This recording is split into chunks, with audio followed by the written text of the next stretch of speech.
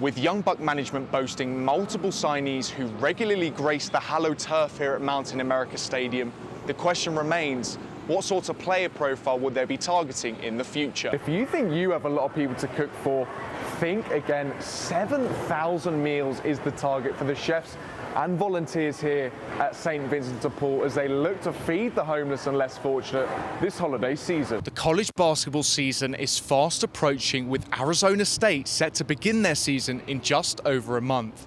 With only 4 returning players, it prompts the question, how might the roster turnover impact the team's chemistry? La derrota deja a Phoenix Rising en una situación muy complicada. Después del partido se queda en la 6ª posición, aunque los otros equipos han jugado un partido menos. Difícil, sí, pero imposible no.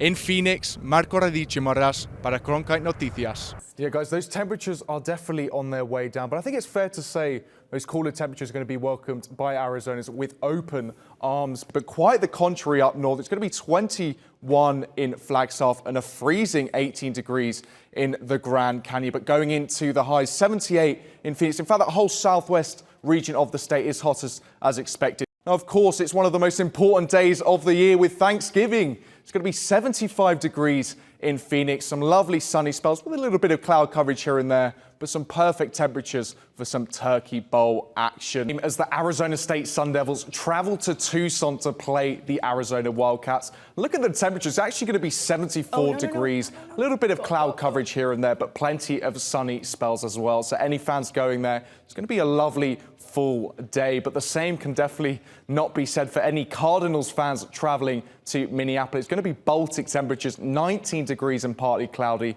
Luckily, the players are playing in a dome. More than 41 million Gen Z voters are eligible to vote in this year's election. More than 8 million are new eligible voters, according to Tufts University. And there's no shortage of events hoping to grab their attention and educate them about the issues. Just over 2 weeks ago, the US men's national team sent shockwaves through the cricketing world by beating one of the giants, Pakistan, in the T20 World Cup. With the US hosting some matches in the international tournament for the first time, more eyes are turning to the sport. AZ Compass went 3-1 for the tournament, losing to the Veritas Titans out of California. Moving to the WNBA, the Phoenix Mercury will play Caitlin Clark and the Indiana Fever this Sunday, and tickets won't be cheap. It was a disappointing end to Arizona's baseball season as they lost to GCU and Dallas Baptist. Despite winning the Pac-12 regular season and tournament titles, plus hosting their own regional, sadly, this may correlate with heat-related deaths. As of June 29, the Maricopa County Department of Public Health reported 175 possible heat-related deaths, as opposed to last year's figures, which showed a total of 95 possible heat-related deaths over the same time period. Marco, it's your first Fourth in the state, so what are you going to be doing? Regan, I'll definitely be getting in the American spirit, but what better way to see fireworks in a place voted one of the best cities to be on the 4th? Meanwhile, the Republican National Committee has filed a motion over Arizona's laws requiring proof of citizenship in order to vote. A federal district court had struck down the requirement while the case was sent up to the 9th Circuit of Appeal.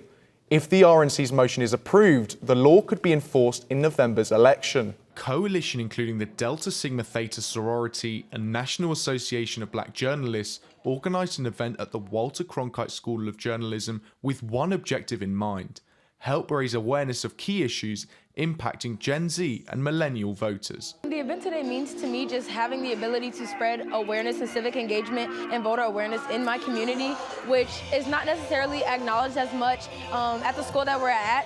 The event featured seasoned professionals from the media discussing topics such as disinformation and misinformation, including the use of AI in campaigns.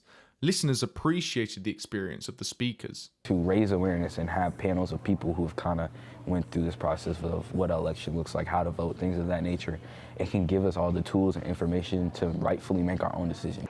Attendees also gathered in small groups to talk about the ballot issues, how to run for office, and how to stay informed. But many felt just discussing issues together was beneficial. The hope is that the more we talk, that we can get a better understanding of each other and hopefully realize that we're really not as far apart on things as we might think. One big focus of the event was the attempt to sway undecided voters from disinformation and misinformation, which is why organisers say events like these are crucial in educating voters. Advocating for registration and voter awareness and civic engagement on social media, because social media is sort of clouded right now with a lot of other information, but making sure that we put this out there on social media, letting them know that like there are events like this in real life that you can come to and talk to people who have really like been in the voting game for a long time. In a recent poll from US News, 65% of young adults in swing states like Arizona say they would support Harris. Those saying they would support Trump came in at 35%. In the newsroom, I'm Mark Radice-Morras for Cronkite News. Polo, cars and fashion flooded Westworld as the Polo Championships returned to Scottsdale for its 13th year. Many attendees are returning fans, eagerly anticipating this annual celebration that combines sport, style and socializing in a vibrant atmosphere. I love horses. I like the fashion show and the dog show.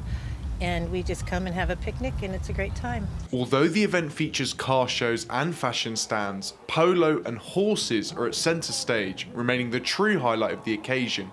As attendees watch on, polo players recognise that occasions like this are a fantastic opportunity to attract more fans to the sport. Polo's like a lot of other sports where we need to keep people coming in, and things like this that expose it to a whole lot of people are really going to help the sport in the long run. The event features a diverse array of horses beyond just polo horses. Sandra Mitchell, an equine specialist and founder of Therapy Mini, which uses miniature horses for mental and physical support, has been invited for the past 4 years.